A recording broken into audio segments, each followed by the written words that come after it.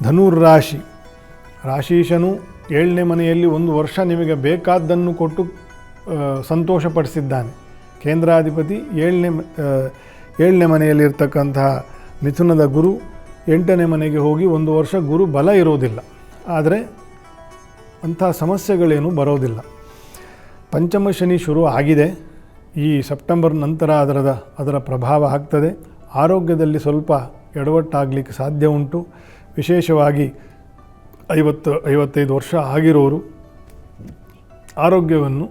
ವಿಶೇಷವಾಗಿ ಉಸಿರಾಟದ ಸಮಸ್ಯೆ, ಶ್ವಾಸಕೋಶದ ಸಮಸ್ಯೆ, ಅದಕ್ಕೆ ಸಂಬಂಧಪಟ್ಟಿರ್ತಕ್ಕಂಥ ಲಂಗ್ಸು, ಹಾರ್ಟು, ಇದಕ್ಕೆಲ್ಲ ಸ್ವಲ್ಪ ಸಮಸ್ಯೆಗಳು ಬರ್ತಕ್ಕಂಥದ್ದು. ಆರೋಗ್ಯದ ಕಡೆ ಹೆಚ್ಚು ಗಮನ ಕೊಡಬೇಕು. ಏನು ಮಾಡ್ತಾ ಇದ್ದಾರೆ, ಹಿಂದಿನ ಕಾಲದಲ್ಲೆಲ್ಲ 20 ವರ್ಷ 30 ವರ್ಷ ಕೆಲಸ ಮಾಡಿಬಿಟ್ಟು 55 ವರ್ಷ ಅಥವಾ 60 ವರ್ಷಕ್ಕೆ ರಿಟೈರ್ ಆಗೋರು.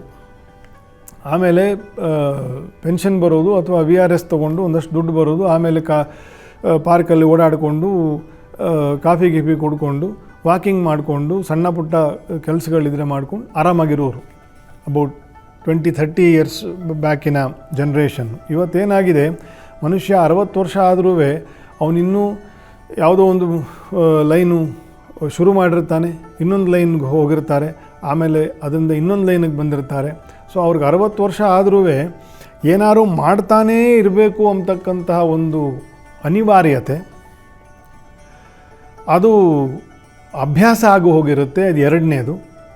ಅನುಕೂಲ ಇದ್ದರೂ ಕೂಡ ಯಾವುದ್ಯಾವುದೋ ಕೆಲಸದಲ್ಲಿ ತೊಡಕೊಳ್ತಾನೇ ಇರ್ತಾರೆ. ಎಷ್ಟೋ ಜನಕ್ಕೆ ಅನುಕೂಲ ಇನ್ನೂ ಆಗೇ ಇರಲ್ಲ. 60ಕ್ಕೆ ರೀಚ್ ಆಗ್ತಾ ಇದೆ ಜೀವನ. ಇದು ಸೈಕಲಾಜಿಕಲಿ ಅದು ಬಹಳ ವರ್ಷಾನುಗಟ್ಟಲೆ ಅದರ ಪ್ರಭಾವ ಆರೋಗ್ಯದ ಮೇಲೆ ವ್ಯತಿರಿಕ್ತವಾಗಿರ್ತಕ್ಕಂಥ ಪರಿಣಾಮವನ್ನು ಬೀರ್ತಾ ಇದೆ. ಹಾಗಾಗಿ 40ರಿಂದ 55 ವಯಸ್ಸು ಒಳಗಡೆ ಇರತಕ್ಕಂಥವರು ದಿಢೀರಂತ ತೀರ್ಕೊಳ್ಳೋದು, ಅನೇಕರಿಗೆ 3-4 ಸ್ಟಂಟ್ ಹಾಕಬೇಕಾಗುತ್ತೆ. ಇನ್ನೂ ನಾನಾ ಬಗೆಯ ಸಮಸ್ಯೆಗಳು ಬರ್ತಾ ಇರೋದನ್ನು ನಾವು ಪ್ರತ್ಯಕ್ಷ ನೋಡ್ತಾ ಇದ್ದೀವಿ. ಅದಕ್ಕೆ ಕಾರಣವನ್ನು ಹೇಳಿದ್ದು ನಾನು.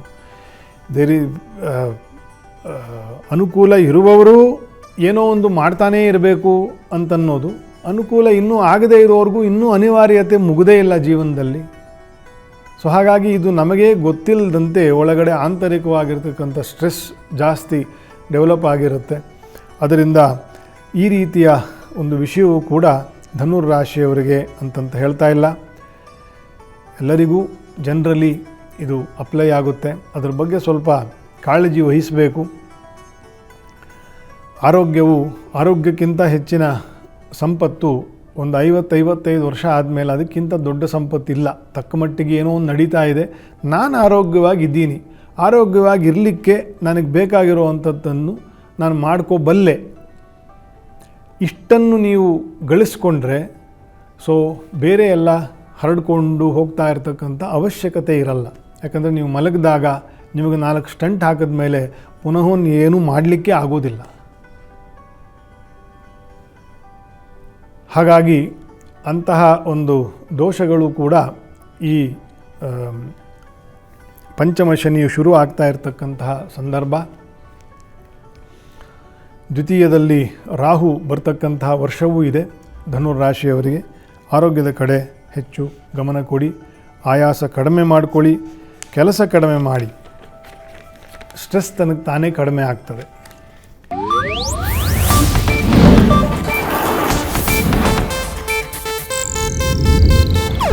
ಇದು ಏಷ್ಯಾನೆಟ್ ನ್ಯೂಸ್ ನೆಟ್ವರ್ಕ್ ಪ್ರಸ್ತುತಿ.